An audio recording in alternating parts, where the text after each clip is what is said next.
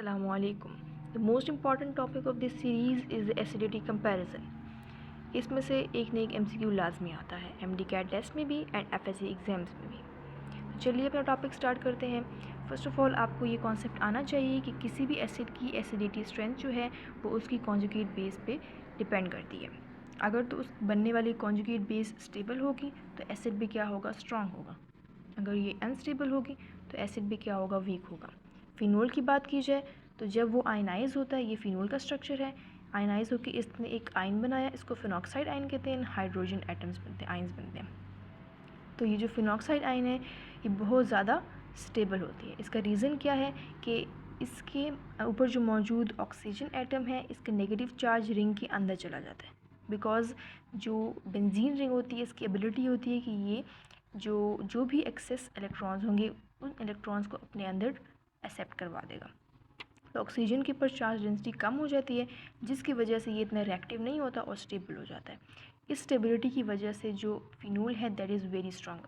Secondly इसकी pKa value भी very low होती है, अराउंड 10 होती है, जिसकी वजह से फिनोल जो है वो स्ट्रॉन्ग एसिड है। और जैसा कि आप जानते हैं कि जिन एसिड्स की pKa वैल्यू स्मॉलर होती है वो स्ट्रॉन्गर होती है। अगर हम लोग वाटर की बात करें तो वाटर का स्ट्रक्चर आपको पता होगा H एंड OH। जब भी आयनाइज होता है तो इससे दो आयन्स बनते हैं, एक बनता है hydroxide ion and then hydrogen ion.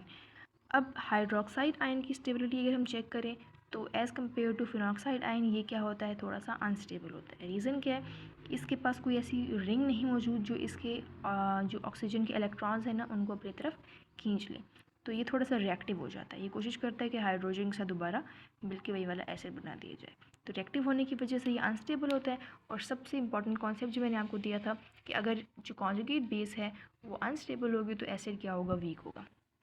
Secondly इसकी pKa वैल्यू भी फिनोल से कम होती है, बल्कि ज़्यादा होती है, क्योंकि जिनकी pKa वैल्यू ज़्यादा होगी वो क्या होते हैं, वीक एसिड होते हैं। ठीक है, तो इसकी pKa वैल्यू होती है अराउंड 16।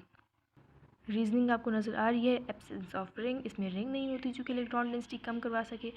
इसी वजह से क्या होती है, कॉन्जुगेट बेस जो है वो फिनोल के कंपैरिजन में वीकर होती है, लेस स्टेबल होती है। लास्टली अल्कोहल की बात की जाए तो अल्कोहल सबसे ज़्यादा वीक एसिड है। अब इसका रीज़न क्या होगा, जिस तरह फिनॉक्साइड आयन में ऑक्सीजन की जो चार्ज डेंसिटी थी वो कम थी, नेक्स्ट जो वाटर था उसमें चार्ज डेंसिटी ज़्यादा थी, तो अल्कोहल में सबसे ज़्यादा होगी। अब उसकी वजह क्या है, फर्स्ट रीज़न आप देख सकते हैं उसमें मौजूद है एल्काइल ग्रुप्स। ऊपर दोनों के अंदर एल्काइल ग्रुप्स नहीं थे, लेकिन अल्कोहल, यहाँ पे हमने एग्जांपल ली एथेनॉल की, यहाँ पे दो एल्काइल ग्रुप्स हैं and alkyl groups are electron donating groups. तो वो अपनी इलेक्ट्रॉन डेंसिटी मज़ीद ऑक्सीजन को दे देते हैं। तो ऑक्सीजन के पास तो पहले ही इलेक्ट्रॉन ज़्यादा थे, मज़ीद उसके पास इलेक्ट्रॉन डेंसिटी आ जाती है जिसकी वजह से वो बहुत ज़्यादा रिएक्टिव हो जाता है। इस रिएक्टिविटी की वजह से ये जो अल्कोहल्स होते हैं these are very weak acids. इसकी pKa वैल्यू अगर हम लोग देखें तो वो भी इन दोनों के कंपैरिजन में सबसे ज़्यादा होती है। एंड pKa वैल्यू और जो एसिडिटी है ये इन्वर्सली रिलेटेड है, जिसकी वजह से ये क्या होता है, वीकर एसिड होता है। I hope you understand this topic. मिलते हैं अगली वीडियो में, तब तक के लिए अल्लाह हाफिज़।